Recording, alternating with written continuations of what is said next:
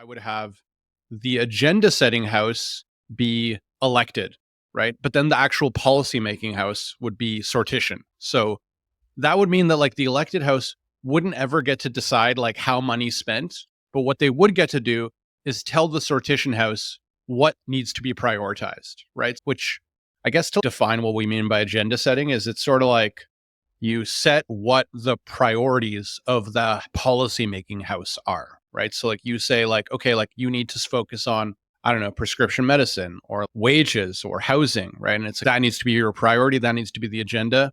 That way we would in a way preserve political parties where political parties could compete with each other and say, hey, look, we're going to make sure that this is the priority. We're going to make sure that the priority is healthcare. But the nice thing is they would never actually get to decide what the solution is, right? It's only the sortition house, which is a bunch of randomly selected citizens, and it would be like citizens juries where they'd get evidence from all sides about what potential proposal, what would be the pros and cons of spending money in this way. So it would still keep the public involved if they want to, because they would get to choose the agenda setting house. And there is actually quite a lot of literature in like sortition kind of theory, which does bring up the problem of agenda setting. That it's like, if all you have is a house that's selected by lottery, like, why are they going to choose to focus on one thing rather than another? The thought there is, okay, well, there's like these political parties that already exist in our society. Give them a role where they can like decide on the agenda. And maybe you could preserve some of the good aspects of like political parties, but then take all the bad incentives about money away from them. So that's kind of the thought. I don't know. I don't know what you think about that. That is really interesting. And I wonder what would stop the parties in this. You're listening to One Dime Radio. Become a patron at patreon.com/onedime to support the show and get access to extra content. We think that ideology is something blurring, confusing our straight view. Ideology should be glasses which distort our view.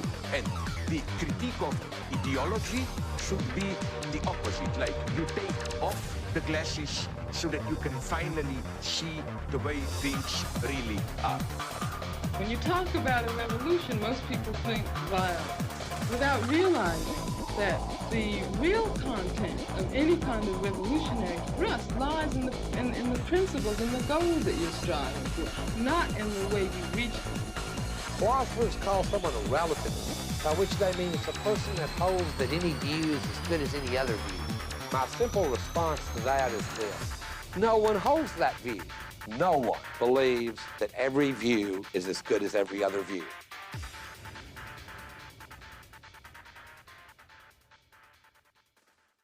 Welcome to One Dime Radio. Today I am here with Victor Bruzzone, co-host of the Pill Pod, Plastic Pills, some of you may be familiar with.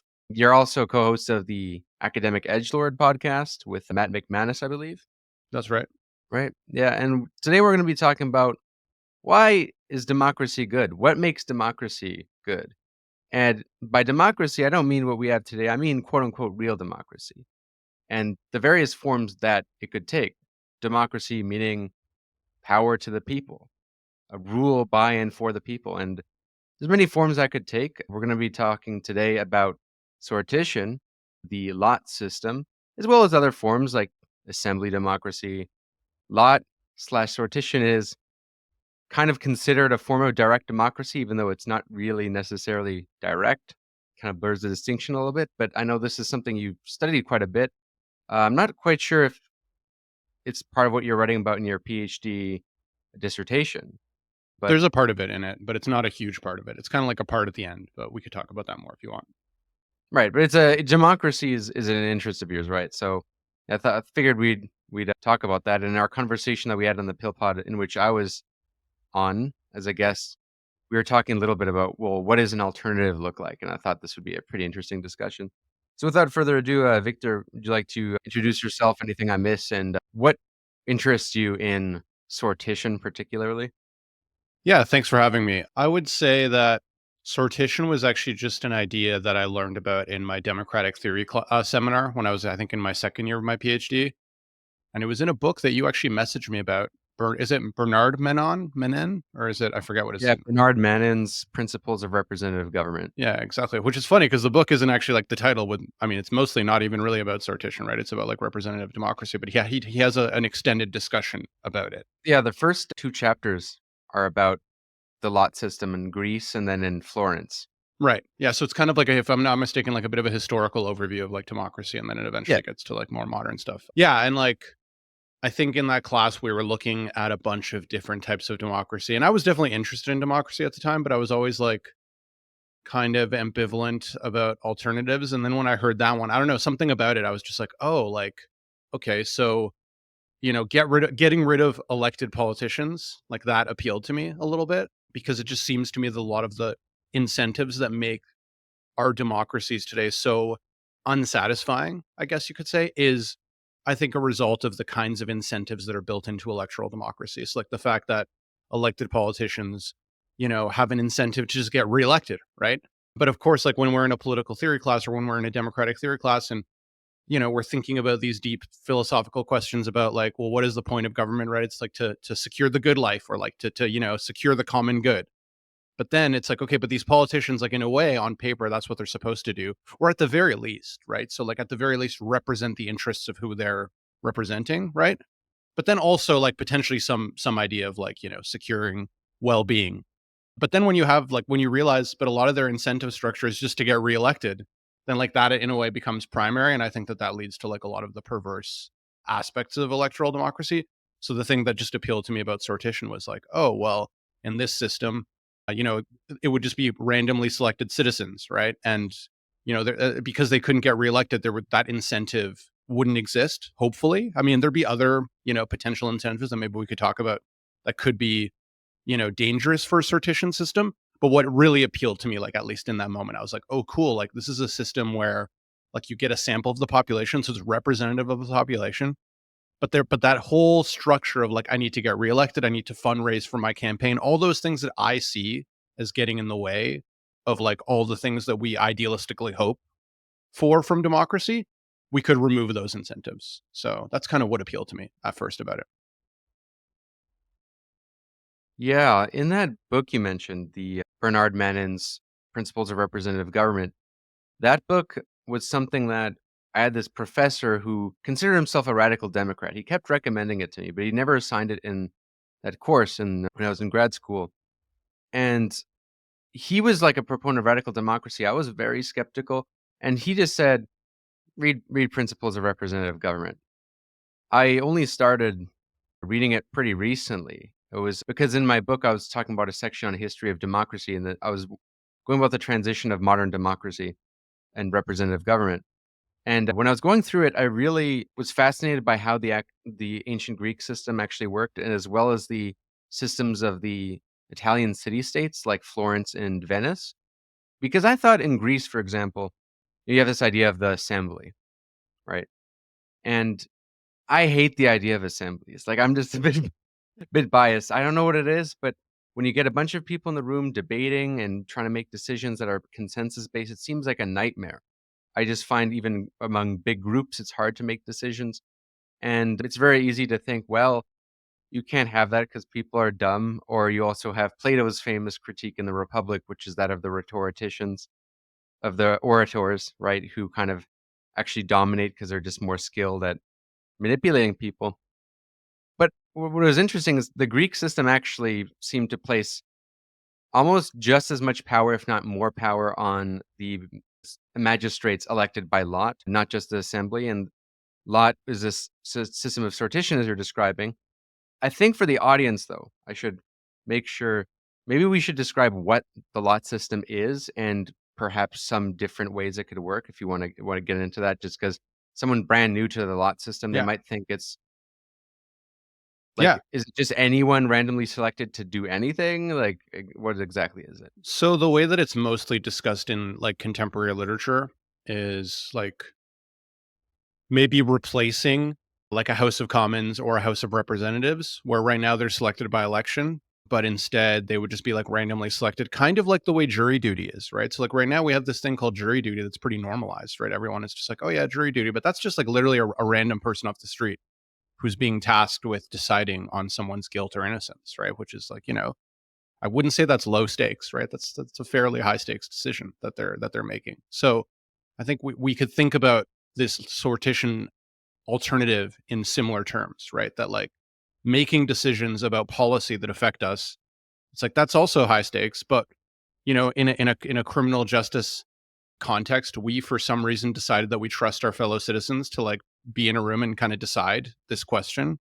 And the idea here is that similarly, you would, randomly select a group of citizens to decide on policy issues. Now, look, there's like a lot of details that like go into like what that would mean. What would that actually look like?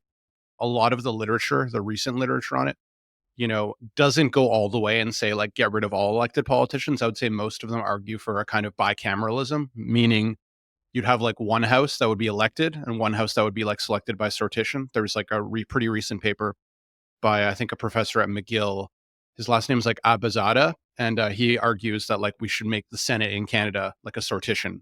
Like we should reform the Senate so that it's like selected by sortition, and we could like give the Senate somehow like agenda setting powers, meaning like they would set the agenda and then the House, the elected House would, vote on like, they would, find the right legislation to meet that agenda. But like, it varies so much. So like, but the very basic form of it is just selecting people randomly. And built into that random selection, you could also do things that people, for example, doing like statistical random samples do, right? Like, so you could make sure to select by certain demographic groups, right? So like one of the other things that appeals to me about it is like you could, for example, maybe like make sure that the population is stratified by working class, right? So like you would make sure that you would actually have a number of working class people on there that is equivalent to the actual population. Maybe you would over-select for some groups, right? Like for historically marginalized groups, there might be some reason to over-select in some cases. So, there's a lot of things that you can do with it that are like, I think, appealing to me. But yeah, the very basic idea is just like selecting people. And like I said, sometimes it's the House of Commons.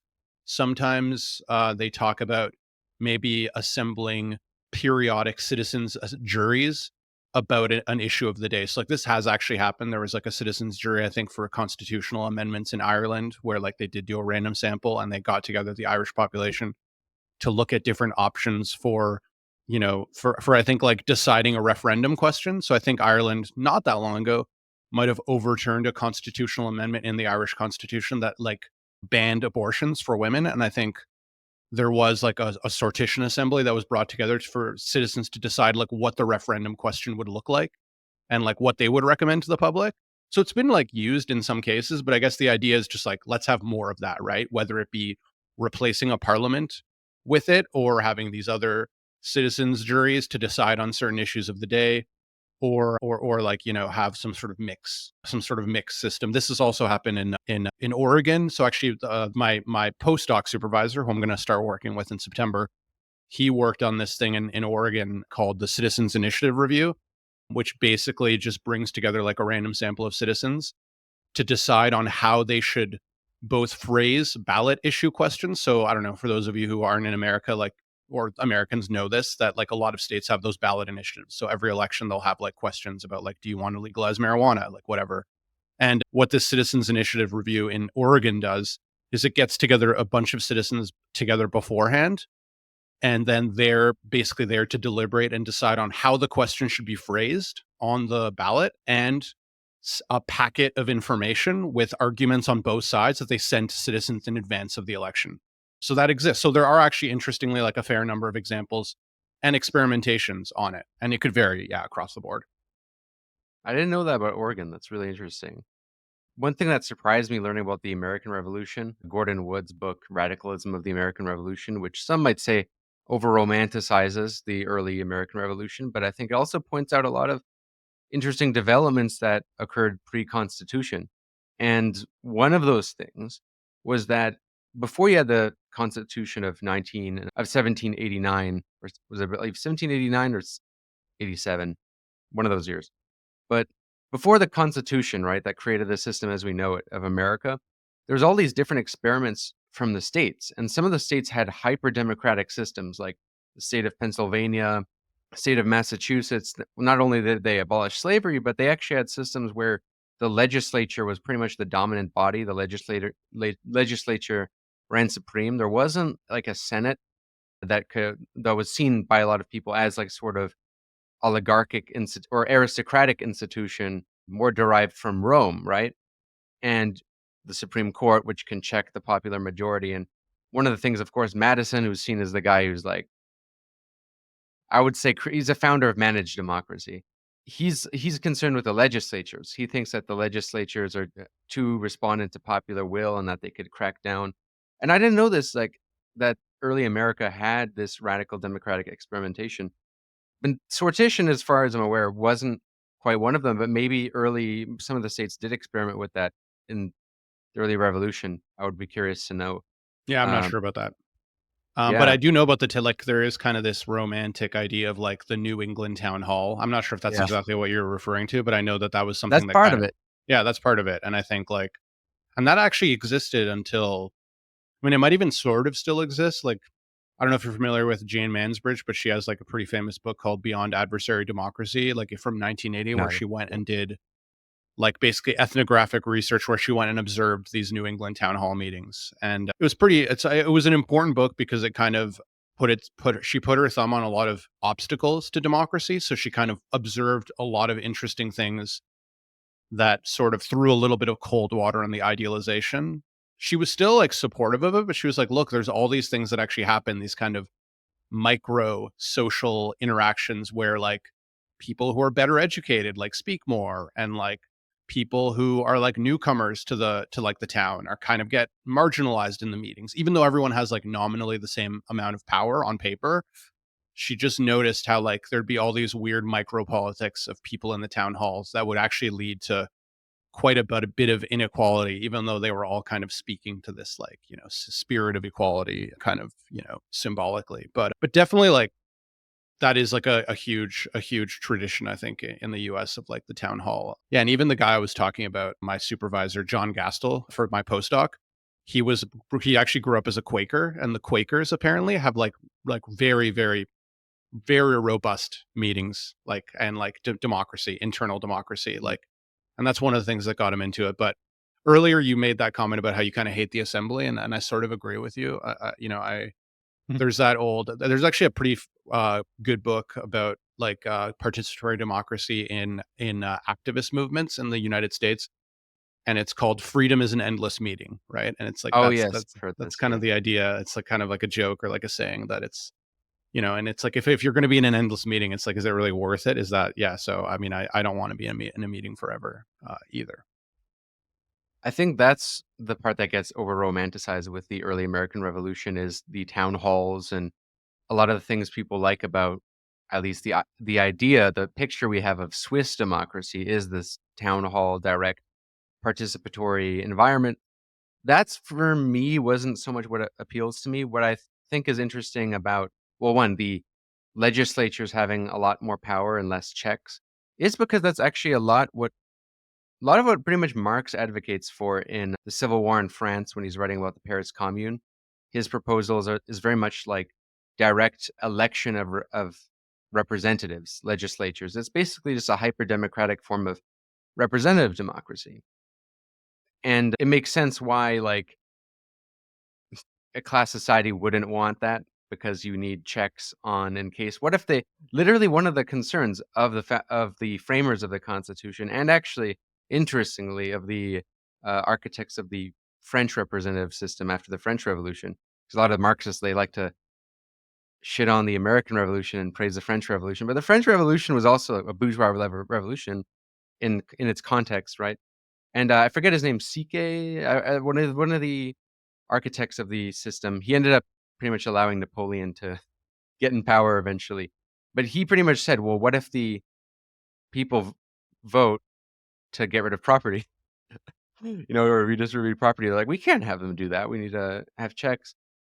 So I guess the legislatures, that's something that's interesting. But on sortition, what I find does appeal to me about it is it's not this direct democracy where everyone is voting on everything and everyone has to say something and you're at a meeting. It's this sort of halfway point between representative government. I mean, it is representative government, just pretty much as fair as you can get from what it seems. But I guess the question is, would people be selected? Would the sample size be the whole population? Like, would it be completely random, or would it be only people who, for example, put their names down, and then from that Mm. list of names, you get selected?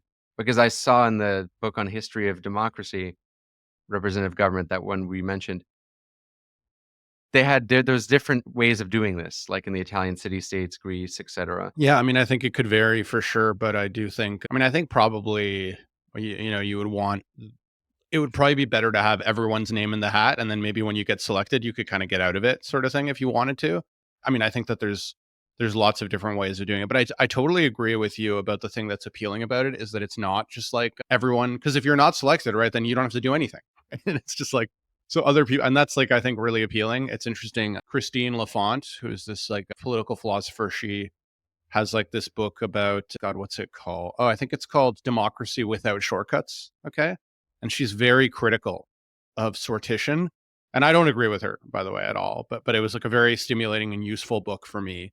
And she basically argues that like sortition is bad because it's a shortcut. And the reason it's a shortcut is because the people who aren't selected have to submit to what she calls, and I kind of think she's wrong about this too, blind deference, right? Because like they weren't involved, so they're just like blindly deferring. So she's like, that's anti-democratic or whatever.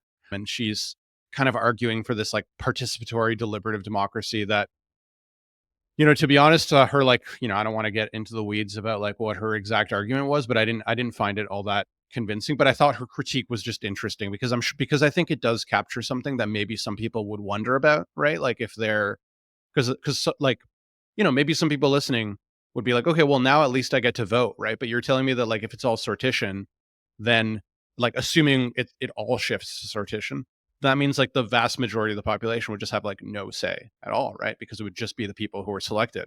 And so that is like, I think, a real critique that defenders of sortition kind of have to reckon with. And I mean, I personally just think that, you know, like that it's actually that like that it's not that bad, like to not participate. Like I think that just like I just don't think that it's that bad of a thing. I think that like that critique is built on on an assumption, but I still understand why people would worry about that because it is very counterintuitive to what we're used to. But you know, I think also those other kind of in between proposals that I mentioned, the ones that are like bicameralism, right? If you had one house that was sortition and one house was elected, well, then that wouldn't really be an issue because you'd still have one house that everyone could vote for. I don't like those proposals as much though, because I think that it gives, well, I think it's still like preserving the party system. I feel like the best part of sortition is getting rid of those perverse incentives. So yeah, I don't know. So I just like, I don't think that having a house that's still elected, that still has like policy making power, I think that would just still get so infested by like money and politics that I think it would just like, it would be like, I worry that it would be kind of uh like unworkable, the kind of tension between the like elected house and the sortition house. It would kind of be like the House and the Senate in the US now. Like they just don't like, they would, nothing would get done because like that's one worry. But there might be ways around that. I'm not sure. Well, yeah, two things you touched on there. One is not everyone has to participate. And I don't think a lot of people don't want to. Was it Freud who said that famous quote about freedom means responsibility, and a lot of people don't want responsibility? I'm not I sure if that think was Freud, but that sounds right. I mean that gets to, I think, another important aspect of, I would say, like where my research interests are, and I think maybe yours are too. We might have talked about this when you were on the Pill Pod, just like, you know, what is the kind of underlying view of human subjectivity right at the core. And I think that like that's kind of a crucial question that you have to ask yourself, because I think those people who say, oh, sortition would take away my choice to participate, but then it's like, what do people want to participate, right? It's like, anyway, I'll let you continue asking, or wherever you were going to take the conversation, but I take that to be the direction maybe you were taking it.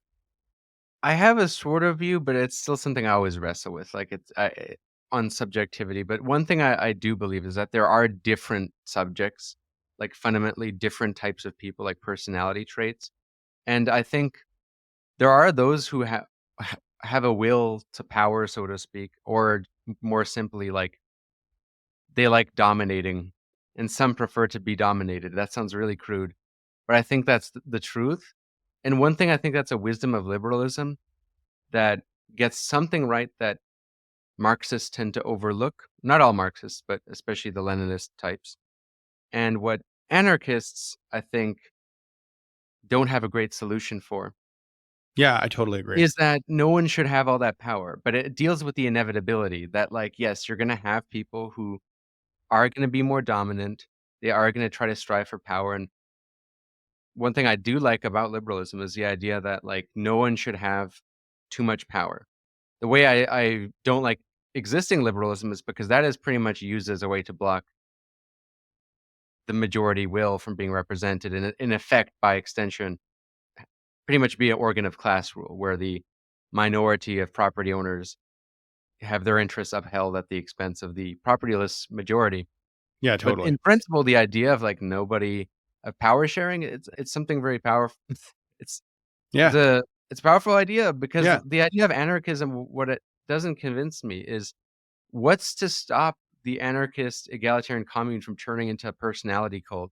Yeah, exactly, exactly. I'm curious, have you evolved on this issue? Because, I feel like I have vague memories of like when you first appeared on my Twitter feed and you were doing stuff like, did you used to be like more of a, or is that just my imagination? Did you used to be like more of a like more of a critic of liberalism and more like uncompromising Marxist, or have you not evolved? I don't know. Maybe that's just my perception. I'm definitely a critic of liberalism. I mean, a big Yeah. part of my book is highly critical of liberalism. But I don't I'm critical of liberalism as it actually exists and its function, which I think is inseparable from class and property. But that doesn't mean we throw out liberalism. So this is where I break from Marxists. A lot of Marxists, they see that Hmm. relationship between liberalism and property, and they're like, a good example is Lizardo's book on liberalism. He basically just says, "Oh, well, you guys are hypocrites, and liberalism served this and this function." Now, people take a really wrong conclusion. They want to dismiss liberalism entirely, and I think it has a value even if you don't espouse class, like a bourgeois politics, quote unquote. So I think I would say honestly, the liberal part of liberal democracy is just as important for Marxists to learn from than the democracy part, Hmm. because way too many Marxist scholars, I think, they embrace democracy. At least they think they do. Hmm. And they reject liberalism. Like Ellen Wood, in her book on democracy against capitalism, does this. She says, look, liberalism had its origin in aristocracy first, and then in the bourgeois class trying to keep their property and restrictions against the monarchs. But she doesn't like you're left with this picture that what we need is democracy without liberalism, and I'm kind of skeptical of that to Mm. some extent, So, especially in a mass age, right? In a mass age where with massive states that are you can't just get rid of that easily.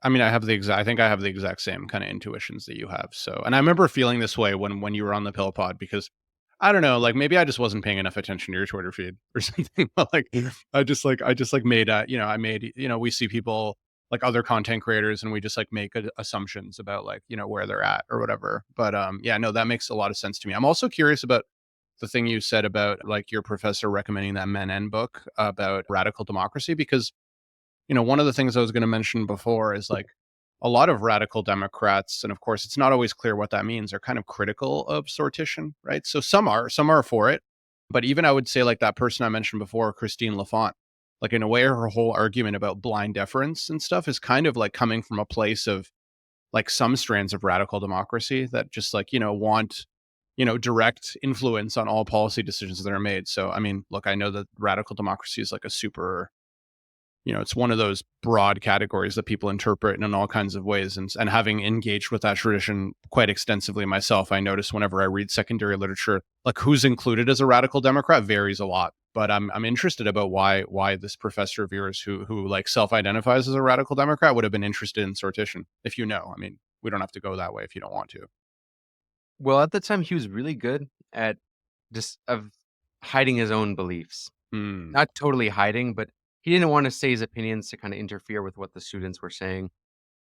And I kind of assumed by the way he like totally dismissed Marxism, and that's what I didn't like. I'm still kind of critical of his sort of types, which they dismiss Marxism so much that I feel like they believe in democracy without class struggle, which I think is Mm. impossible because you can't escape class struggle, and that's also my critique of like liberals. I would say like Matt McManus is better in that regard because he is very aware of class struggle as like an element in the liberal project being necessary. But I think that's kind of an exception to most liberals. Most liberals are very much, they're either very naive with regard to class struggle, or they straight up actually take the side of the bourgeois class, if you're like Fukuyama, right? And so with Martin, his name is Martin Brio, that professor. Oh yeah, Yeah. I met with he him had- once. Yeah. Yeah, Oh, because yeah. I was gonna maybe do my PhD there, and then and we got along great, but I just didn't end up going there. But yeah, he seemed like a great guy. He's a great teacher, and at the time, I had so many disagreements with him, but he was very, like, he's very good at having those discussions. So I assumed he was, like, this kind of assembly guy, and I think he still does like assemblies, but I looked at it a little differently. Like, I didn't think his views were that crazy when I read that book of, Principles of Representative Government, Seeing Sortition, because I was like, "Okay, I can kinda see where he's getting at." I know Paul Cockshott, he wrote the book Towards a New Socialism. It'd be very interesting to cover actually on the Pill Pod. He proposes sortition, and he's like a Mm. Marxist Lenin, well, kind of person sympathetic to Marxism, Leninism. He thinks sortition's the best method. He thinks the biggest flaw with the system of the dictatorship of the proletariat is if you have a party, what's to say that the party that, comes to power is going to not just continue capitalism or not give up power? It could, it might not, but there's no guarantee, and you can't just like it'd be kind of foolish to blindly trust the goodwill of a bunch of people in state power. And even people like Mao Zedong, they realize this. They're like, when the party comes to power, and then after the revolution, it kind of becomes a class of its own. Now, I think Mao Zedong's solution, which is basically rallying the masses up and getting them to scare the shit out of the party so that they become more socialist, had totally failed. That's the Cultural Revolution. It's an approach I'm not very fond of. It's pretty much cancel culture, bottomed up cancel culture to a certain extent. So that part of sortition is interesting to me, but I guess with the assembly, that's kind of where I very much disagreed with Martin Brio. And also, oh man, there's some things where I conceded he was right on. And at the time I was way more of like a classic, like tanky. Okay, that's what I thought. See, that's what I was kind of remembering. I was always critical of like Stalinism. I was never a Stalinist. Yeah. But I was definitely more tanky before. Okay. In the sense that I was like, Lenin didn't get anything, if not, didn't get very much wrong at all. It was mostly Stalin, etc. And one thing, and also I had these views about the American Revolution, which were like, it was all just a lie. Hmm. It was all bullshit. It's easy to think like it's all bullshit. And I remember it drove me insane that he was recommending me Gordon Wood. Hmm. And he was trying to say, well, like Jefferson and his ideas were actually a lot more democratic than Madison. They're pretty different figures. And I'm like, what are you? In my head, I'm thinking like, they had slaves. Mhm. But I mean, it is like a typical, like radical lefty thing. And also looking back at what the actual his OG Marxists said about the American Revolution, they were far more nuanced than leftists today. Like Absolutely. leftists today with the 1619 Project, they're like, oh, well, it was founded on slavery and, it's a bougie revolution, is bullshit. And it's like, yeah, but like historically, the historical context is massive. I mean, without you, in a world of slavery, you say that all men are created equal. Yeah, And exactly. I mean, I think monarch- that. Sorry, go ahead. Yeah, that's just what I was saying. In a world of aristocracy and monarchies, you say all men are created equal, and you propose the election of representatives by the people.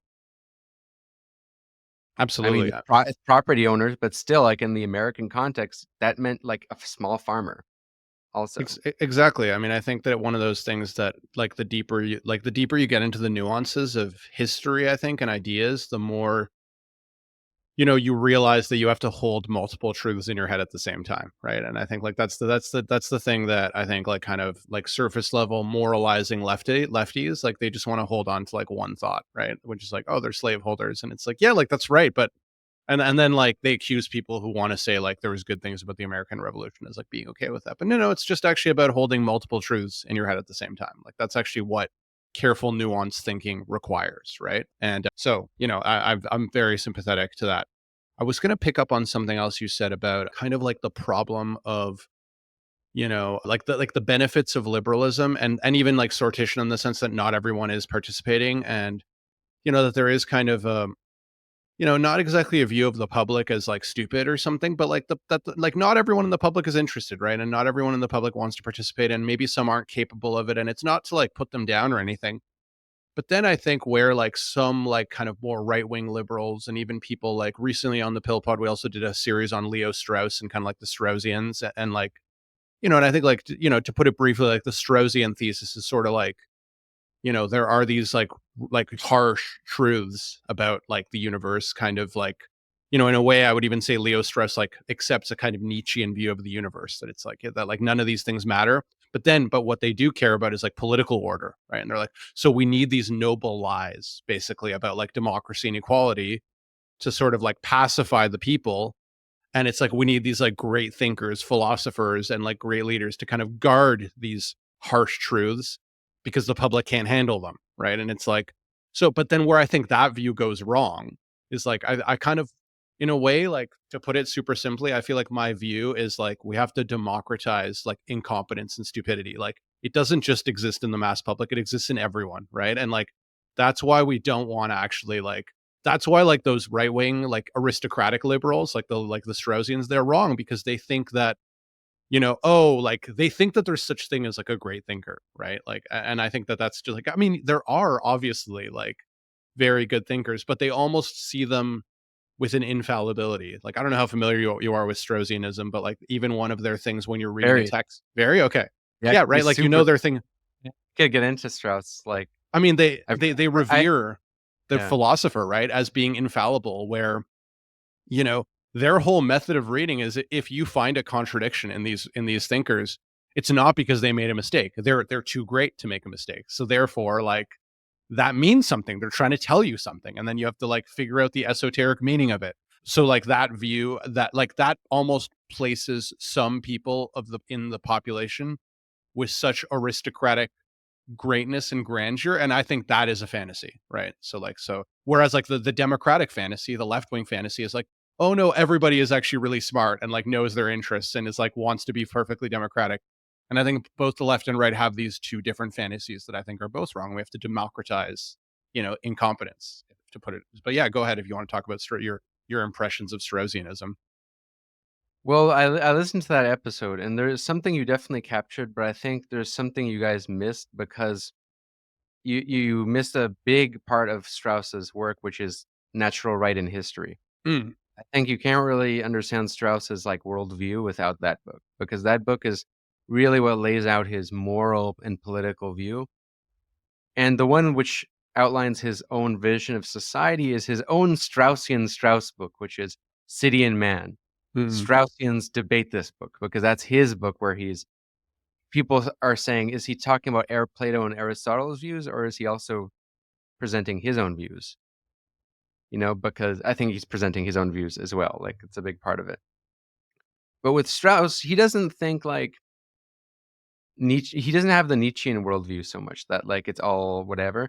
He kind of thinks that there are these uncertainties, fundamental like uncertainties that only philosophy can cope with, and that you need noble lies. But I would agree with you in that his solution, it does like you. This is where you were spot on. Is that where do you take Straussianism politically? You inevitably believe in a sort of elite. You believe in very minimal democracy. Actually, if you want to get a really good idea of what specifically his views on democracy are, he has a essay called On Liberal Education. And he pretty much says the best thing about liberal democracy and a meritocratic education system is that can allow for a natural aristocracy. Mm-hmm. And that you could have a Jefferson and more like you in a system like that, you could have a way more competent rulers than he's not a fan of like static aristocracy. He praises Winston Churchill a lot, and he praises the English system a lot. He tends to prefer that as an antidote to the American system, which he thinks is too beholden to popular sentiments like the direct election of the president. And he also does not like a system of multiple parties that where a radical can kind of slip in, like Weimar Germany. He's very opposed to Nazism, but he's also very opposed to communism. I think the thing about him is, and all these Straussian types, is they have no class analysis. Mhm. You get when you have these sort of restrictive systems, you're not. I think what he would prefer is, instead of a system where it's participation is restricted based on property ownership, which you would get in like England pre universal suffrage, which people like Churchill were explicitly in favor of. Like Churchill only embraced democracy because it was too late. Like he had no choice. He hated democracy. He was like a lord. So Strauss, though, I think ironically, might problematize Matt's interpretation of Mill a little bit, but I think Matt would like John Stuart Mill's sort of democratic system where like smart people have more votes than the less educated people. That Strauss Right. would like that, you mean? Strauss would like that, and I think that poses a lot of problems, like a lot of problems too, because people with education don't necessarily have better politics. 100%. Yeah, So 100%. And I appreciate you, like, 'cause you definitely know more about Strauss than I do. Like, I've really only read like Persecution on the Art of Writing and like a couple of other essays. And I think in my undergrad I did like something on like Strauss and Kojev, like kind of yeah, like on a like tyranny. on tyranny. And then also like we also read Kojev and did a bunch of other kind of, that was a weird class at Carleton with this guy Tom Darby. But yeah, it Mm. was. But yeah, so I think that's super interesting. And actually, I do remember someone telling me that Mill was starting to get a little bit more attention from Straussians, like kind of like in somewhat recent. Because I remember actually one of my professors at U of T, Melissa Williams, she used to tell us stories in class about because she did her PhD at Harvard with Judith Sklar, but then she was also like in Harvey Mansfield seminars, and she said that she would talk about how like Harvey Mansfield would say stuff about like disparaging things about Mill, which I didn't quite understand them, but They he would don't just, like the socialism. That's yeah, what they don't like. They well, don't like that John Stuart Mill thought the but he workers but should even have the a right. text, like he would kind of say, like he would say disparaging things about the text though, like because goes to like I think the sort of there's like it's funny, there's like so many layers of aristocracy within Straussianism that it's like not just about like leaders. I mean, it is about that, but even like about how we engage the text, right? So like for them, they kind of look down on what they see as easy texts, right? And I remember apparently Mansfield would say, "Oh, John Stuart Mill, that's just like drinking Pepsi." It's just like Yeah, I mean that's Leo Strauss's criticism in Natural Right and History of modern thinkers, the ancients versus the moderns. He thinks the moderns are trying to essentially make texts that are widely available for everybody.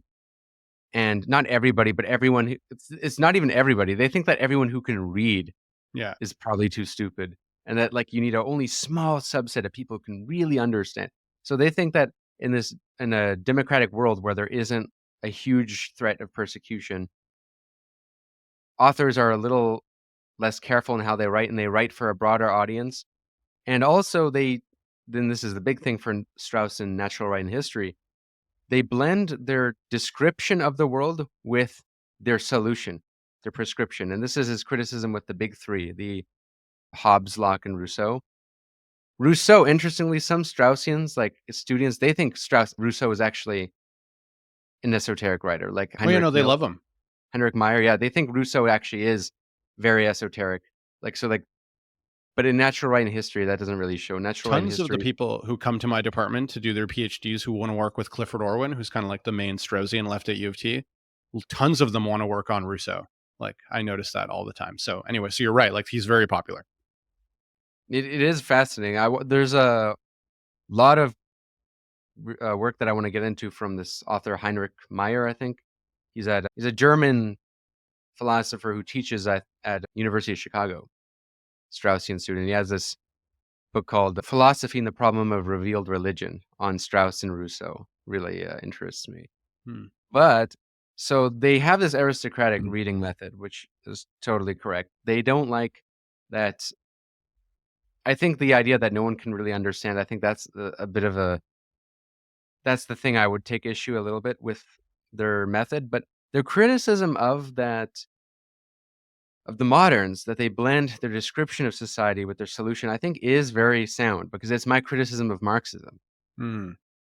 Like, Marxism tends to describe the world and also have the solution in it. Like, when you ask Marxists, very like hardcore Marxists, they'll say, well, I don't have a moral stance on communism. It's just inevitable because capitalism is going to collapse. And liberals, they're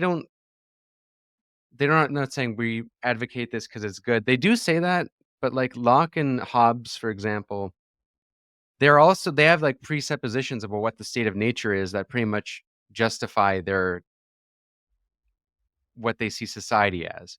Like, law for Hobbes, it's the state of nature is as chaos, anarchy, and that's why you need monarchy.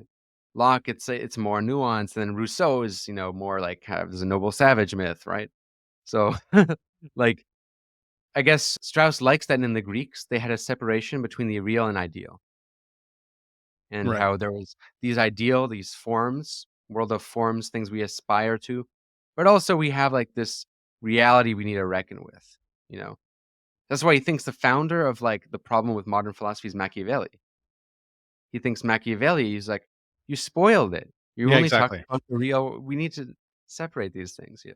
Yeah, exactly. 100%. That's why, yeah, I think they always say that he's the first modern, right? Not Hobbes. Like, but Machiavelli's the first modern. Exactly, because he kind of gives up the whole story. Tells exactly like kind of how it is. What got you into Strauss though? I'm kind of curious. Was that just something you did in graduate school? Because I feel like it's somewhat unusual to be someone who, as you self-described earlier, and I appreciated you kind of validating my initial perception of you maybe as having like slightly more tanky sentiments or tendencies previously. And I would say like generally it's probably pretty rare for someone with those kinds of dispositions, at least at a time, right? To then be like, I'm going to read Strauss. So how did that come about for you? All thanks to my mentor, Assad Haider. Hmm. Assad Haider has influenced me in many ways. Not so much from his worldview, because I have my own criticisms of his worldview, which, if I understand it correctly, anyway.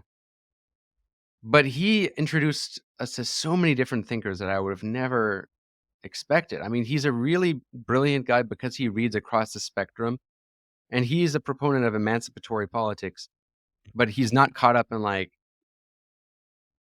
a framework to stick to, whether it be Marxism, whatever.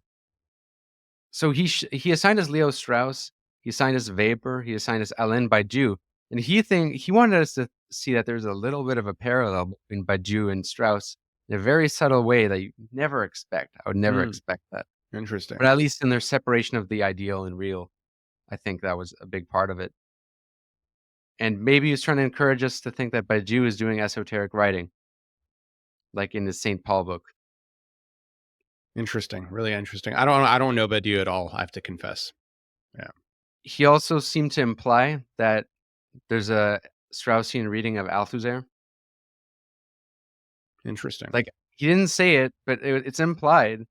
Like, it was pretty strongly implied, like, why is Althusser so dogmatic publicly as a Marxist, yet what he's actually doing in his work seems to be post-Marxist?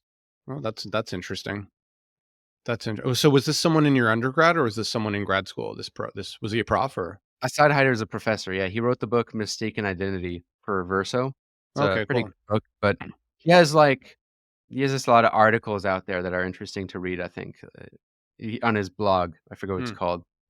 But yeah, that's how I got into Strauss. The Straussians, like, the right-wing Straussians, because most Straussians are right-wing, of course. Haider is like, definitely like a communist. But he considers himself a Straussian though, like methodologically? He doesn't say that. He just thinks Strauss is useful. Like, he has some points. Mhm. Like, he's worth reading. Yeah, well, I respect that. I mean, it kind of sounds like he was sort of a mentor in the sense of like not necessarily politics, but academics, right? Or intellectual, like an intellectual mentor, 100%. right? Being like, here's how we can be like a well-rounded intellectual or a well-rounded academic by reading all these different people. Yeah, 'cause that's really good. Yeah, I think I just found him. Does he like? Yeah, I see him. I found him. Author of Mistaken Identity. Cool. Yeah, maybe I'll check out some of his stuff. Is really like Tocqueville as a modern Yeah, thinker. they do. They don't like most of them, but they like Tocqueville. And I think Hmm. Tocqueville is interesting because I think the Straussian reading of him is more correct than the dominant way people read him, which is people use Democracy in America by Tocqueville almost as a propaganda piece for American democracy to say, like, look how great it was.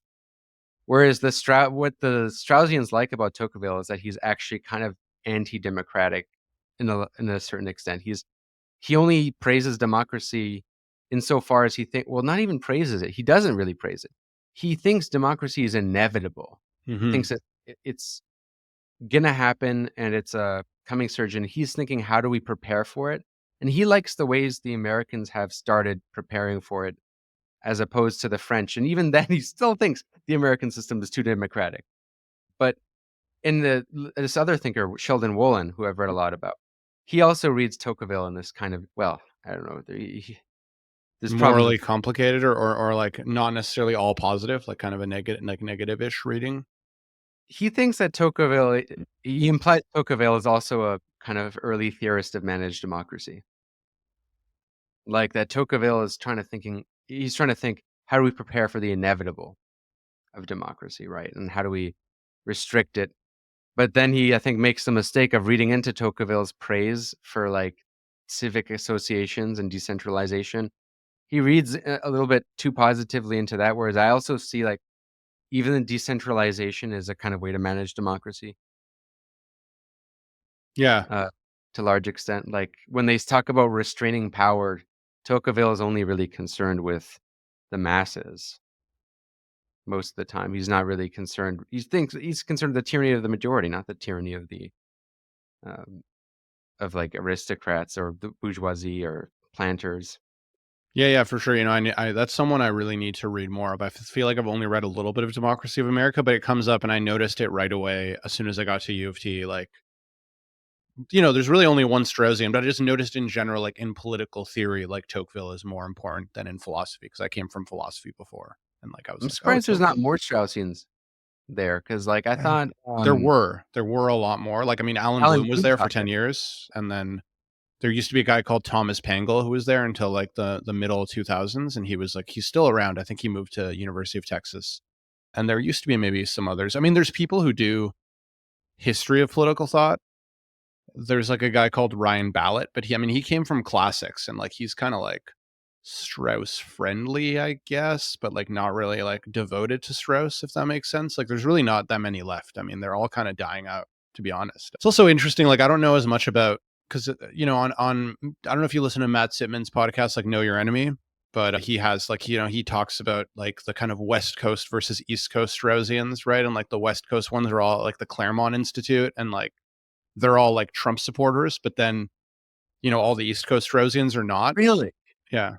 Straussians being a Trump supporter. I could not imagine that. Well, exactly. When you were talking about like kind of Strauss's approach to like not wanting radicalism or extremism, you'd think that they would be like very against Trump's. But like, be like never Trump Republicans. That's what I think. Yeah, exactly. I mean, they're all kind of like former neocons from like the Bush administration, like type people, right? And then it's like, and most of those people are never Trumpers, I would say. But I guess, yeah, well, the West Coast Straussians are kind of like a weird fusion of like Straussianism, but then kind of like flirting with like Catholic integralism and like weird shit like that. So like, I don't know, like the Claremont Institute. I don't know if you've heard of it. It's like a think tank, a bunch of Straussians and stuff. But you know, on the thing about kind of like smart people making better decisions, there's like a really good paper by this guy Michael Hannon, and he's like a philosopher. I think somewhere, I think he might be at Oxford or like, I don't know, one of these places in the UK. And he has this paper called like Are Knowledgeable People Better Voters or something like that. And he's kind of responding to like the Jason Brennan style argument. I don't know if you're familiar with Jason Brennan, right? He had that book called Against Democracy. Yeah. You covered it on Pillpod, I think, or on... Yeah, we covered it on... And we might have covered it on Academic Edgelords or the Pillpod. I can't remember. We might have talked about it on both. But yeah, like you know, Brennan kind of argues for like what he calls epistocracy, like rule by the knowledgeable. And Hannon kind of does like he kind of like draws on a lot of empirical research, and it's pretty interesting. Like one of the kind of conclusions he drew, which totally made sense to me, is like, well, what he made me think about is like, okay, like what is intelligence exactly, right? Like what do we mean when we say intelligence? Because there's like a way in which, and I think this is kind of the move he makes in the paper, to like sort of separate like intellect from fair-mindedness, right? That like those two things may not be the same thing, right? That like in a way, like being like they might sometimes go together, but they need not, right? Like because like being really intelligent might just be like you're really good at problem solving in your mind or like playing around with concepts, right? Like conceptual thinking. And one Or of the things self-observation. Like yeah, that, well, the etymology of intelligence is essentially like a very Darwinian thing. well, Like exactly. the Exactly. And idea of actually that goes exactly to like one of the points he makes in the paper. I think he says like, you know, that you can actually notice how in some ways like people who are really smart are actually not necessarily like fair minded, but they're actually just better at defending their positions, right? So like in a way, like you can even see some really smart people are just better at not changing their mind, right? Because like they're so good at like coming up with objections and like playing around with the concepts that they can convince themselves to not change their minds, right? So I mean that doesn't necessarily mean that, you know, like less intelligent people are gonna like, I mean, I guess on the other extreme, it would just be like non-intelligent people could just be swayed by whoever they're talking to, right? And like be swayed easily.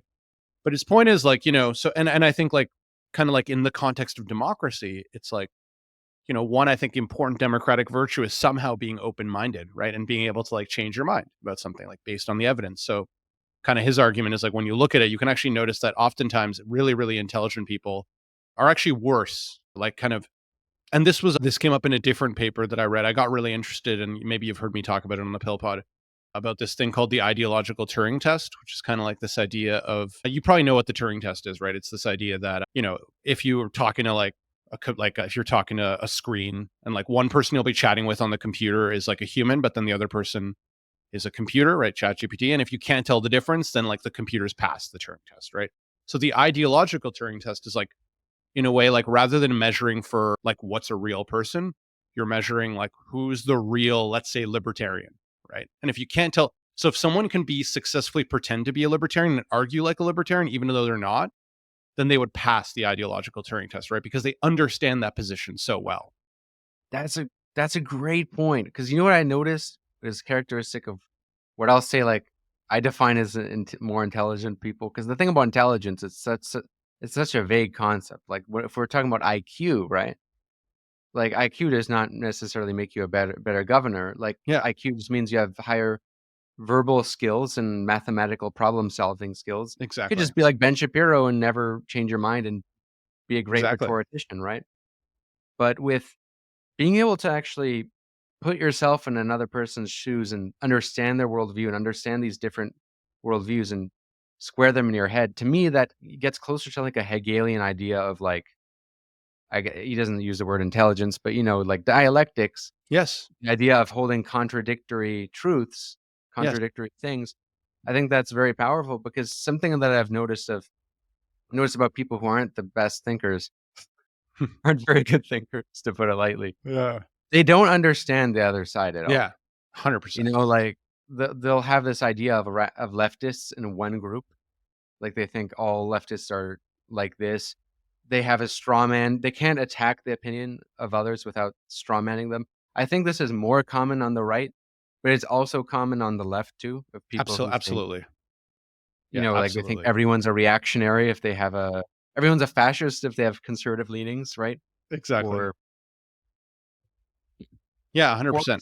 people in the center, like I had this old video that I'm not proud of. It's not very good. Like it's not well made, but it's on centrism. But the point I make in it, I think, still stands, which is centrism. If you presuppose both sides are wrong, if you presuppose that isn't not it's not that's not an intelligent position at all. You're presupposing and you're shifting to the middle. A real like centrist dialectic would be to actually like engage with both those extremes, those outside opinions, and then kind of come to like a conclusion or synthesis or whatever. You know, whereas I know that Hegel doesn't talk about synthesis. That's not dialectic. No, I get it though. I get the point that you're making though. I mean, I think I'm glad to see that in a way like you're reacted positively to that idea, because I think when I first heard the ideological Turing test thing, I kind of reacted similarly. Kind of feel it kind of seems like maybe we have some similar intuitions about like what's important in politics. But yeah, like so actually, like, this ideological Turing test is something I'm going to be pursuing in my postdoc a little bit. So I'm actually going to be doing some work on it to maybe do. That's why this guy John Gastel, who does empirical work on deliberative democracy, I'm kind of interested in operationalizing the ideological Turing test, like maybe using it as a measure in deliberative forums. And so there is one study that exists that did like kind of some experiments on on the ideological Turing test to sort of see, like, to kind of measure open-mindedness and how it's related to like perspective taking. And it's kind of funny because one of the predictions they had, they're like, oh, people who like read about politics more are probably going to be better because they understand more about politics. But those people actually did worse at passing the ideological Turing test because, like, later they were like, well, probably it's because they're consuming more, but they're also, people who consume more probably just consume the same stuff though, right? So like they're more likely to be in their filter bubbles, right? Because like people who report, right, this is all survey stuff, self-reported, so probably, but it's just kind of funny, and it kind of goes with the point I was making before about kind of like knowledgeable voters, right? Like, you're more knowledgeable, but like, how are you using that knowledge, right? A lot of the time people who have more knowledge might just be using it to just confirm their own view, right, and not change their mind. 100%. And as you know, in the field of political science, a lot of the times people are fed a very one-dimensional lens. Like, it's a status quo lens, which is evidence-based policy. We believe in the evidence, not the ideology, but with that, there's a presupposition that is ideological Exactly. about how things are and how they ought to be. And I remember this just, being in a highly technocratic BA program where this is what pushed me honestly radically left, was the fact that a lot of these guys were supposed to be running the country in the future. And they, most people were like centrist liberals or centrist conservatives, and there's some like NDP people, but most people were very like centrist because we weren't taught these more marginal views until you go into the history of thought type courses, like history of economic thought. You're taught, a little bit of Marx, a little bit, and then from there you can go discover yourself, which is what I did. But I think it's not so much just knowledge, right? Like, knowledge can just be used to reinforce your worldview. I think it's knowledge plus lens and plus perspective. Like, so there's these three big things. Like, lenses, I think you strengthen through studying philosophy. Philosophy being able to actually show you how to think and ways of thinking and ways to actually view that information. It's like goggles Mm-hmm. to like change what you're seeing. That you can't just take them off and think that you're going to see things clearly. You just have to put different ones on and see like how they compare, right? And of course, Zizek talks about that in his theory of ideology. But you also need lenses. I know people who only read philosophy. They all they can do is talk about Hegel and the abstract, and they're totally disconnected from like real problems. And then you get you get the classic trope, right, of the intellectual masturbation. Mm-hmm. And I think perspective is big. Like, perspective is like application of knowledge, and also I think real, like, I know it's real life or whatever, but touching grass, I guess. Yeah, totally. I mean, I think Yeah. it's super important. I definitely know a lot of people who are kind of just like stuck in their, world of like philosophy. I mean, I would even say that sometimes I accuse like pills of being like a little bit like that, like a little bit, not. He's like in no means like, but for him it's a bit different because like I don't think he makes any claims like about the real world. Like, right, he's kind of like I'm just interested in reading this fun philosophy and like doing art, and like that's all I care about. And he's kind of like upfront about that, right?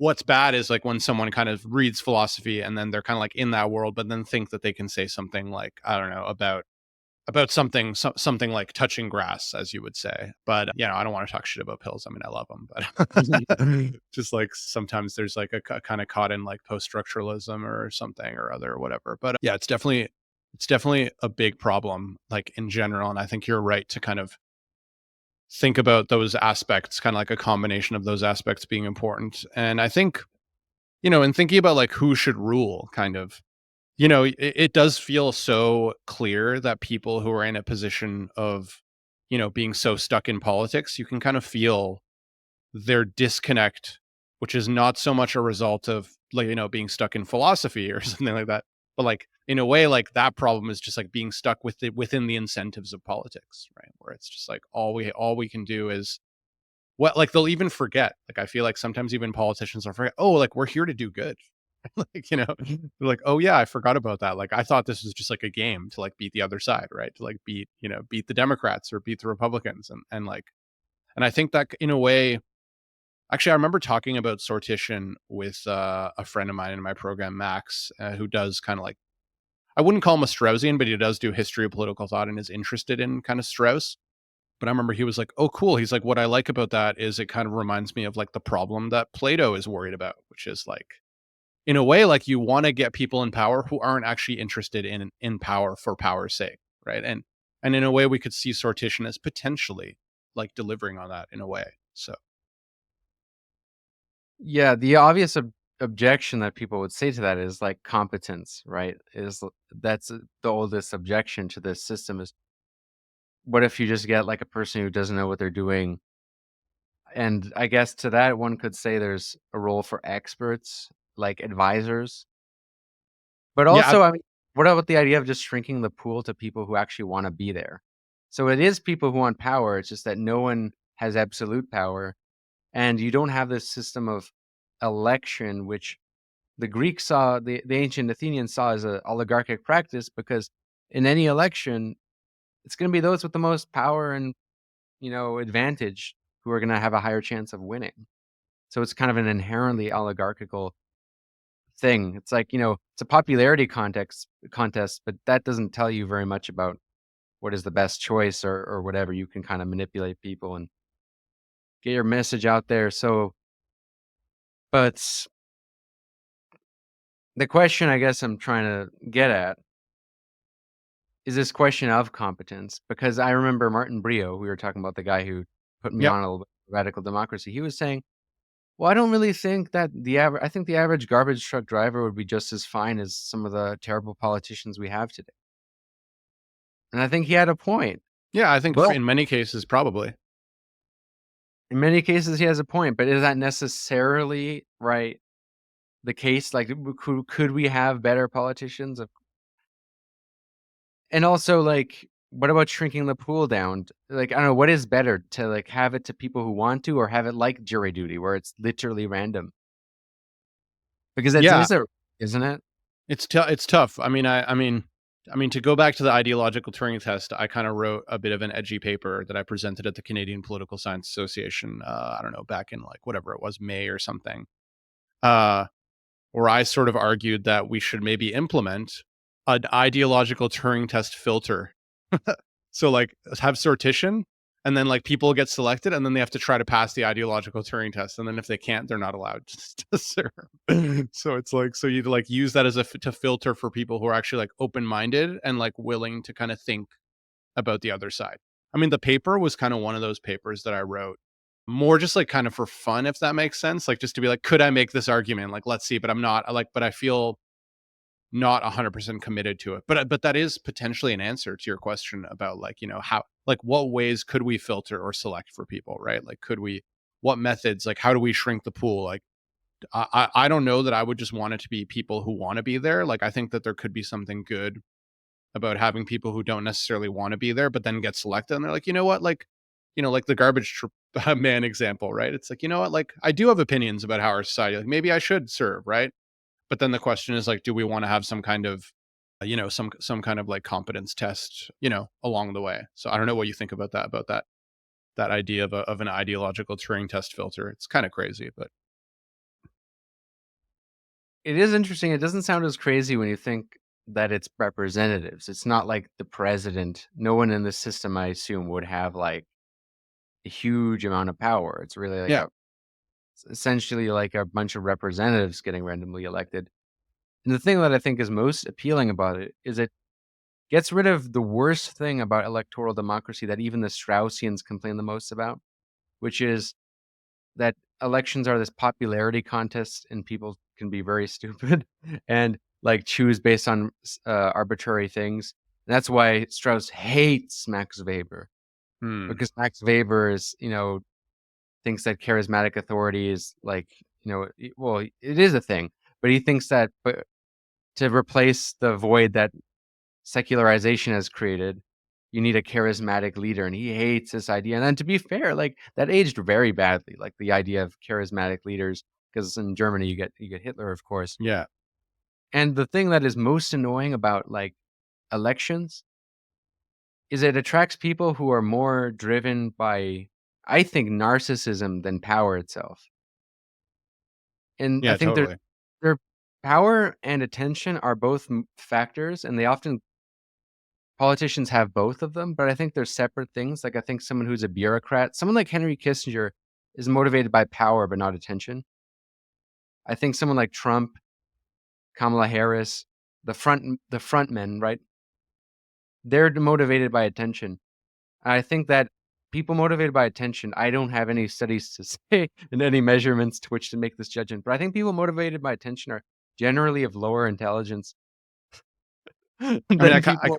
I'm tempted motivated. to agree. I'm tempted to agree with you. Yeah, I'm tempted. I feel very tempted to agree with you. It's hard to say for sure, but yeah, or at the very least, it's like you kind of get the sense that the intelligence that they do have is like somehow stifled by the fixation on attention, right? Because like I don't know, I think about someone like Clinton, like Bill Clinton, or like Obama, who I feel like both felt like they were really smart, but like I don't know. I mean, I could be, but it just They are felt well like that. objectively, right? They went to like Ivy League schools, like Yeah, they probably sure. had very And high IQs. and they were articulate and they had really interesting things to say, but it's like in a way like like by pursuing this like political path, it almost felt like they were, directing those energies in a way that like by necessity dumbs down their I don't know, their abilities or something. It definitely feels that way.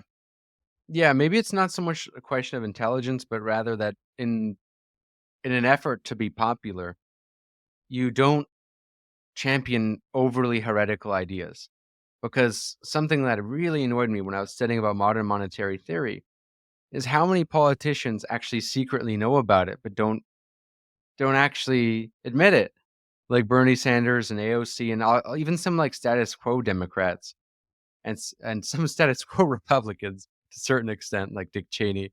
And like one thing that Stephanie Kelton talks about in her book, The Deficit Myth, she talks about how she proposed a lot of ideas to politicians who she met with in the Democratic Party.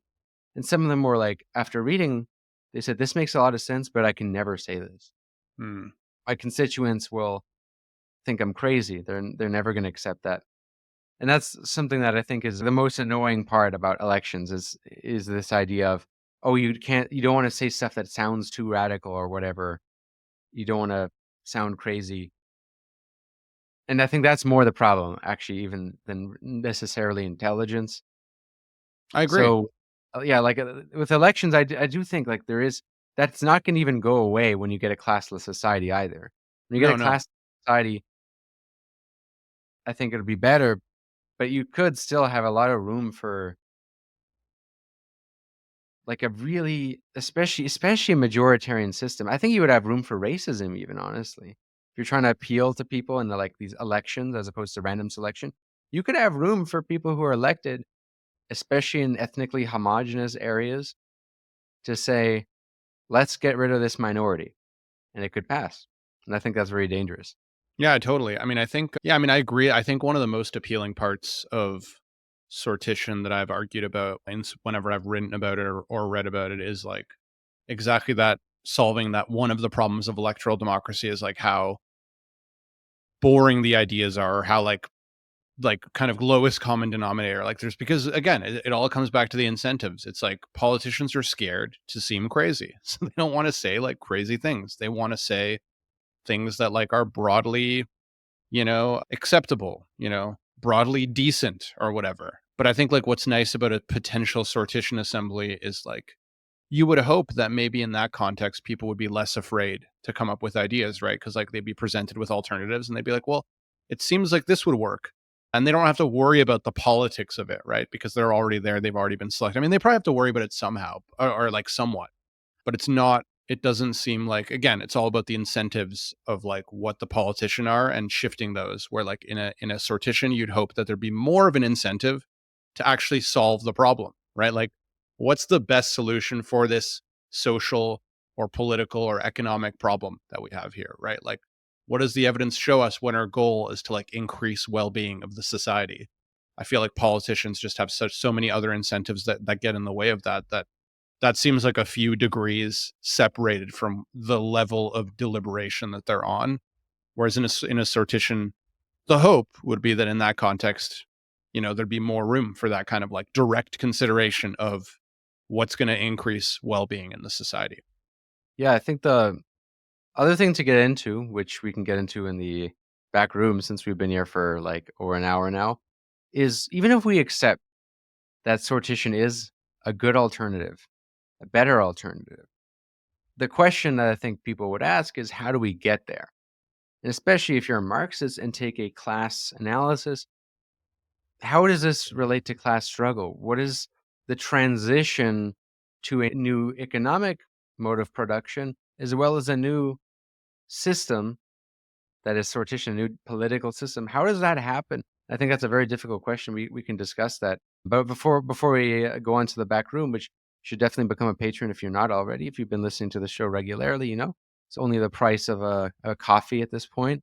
I can kind of maybe give another teaser. In the background, I'll also kind of tell you what my sort of like optimal institutional, so like the question of like how are we going to get there is an important one, which we should talk about, but I could also tell you kind of like what my vision of like how a sortition assembly would look, so you can find out like what my precise institutional organization would look like, where sortition would fit into that. But thanks for having me too, for the public listeners. It was fun. Awesome. I'm excited to hear that, and see you there. My only hope is that when enough people become pessimist, then out of despair somebody maybe does something. But you know why I also like to be a pessimist?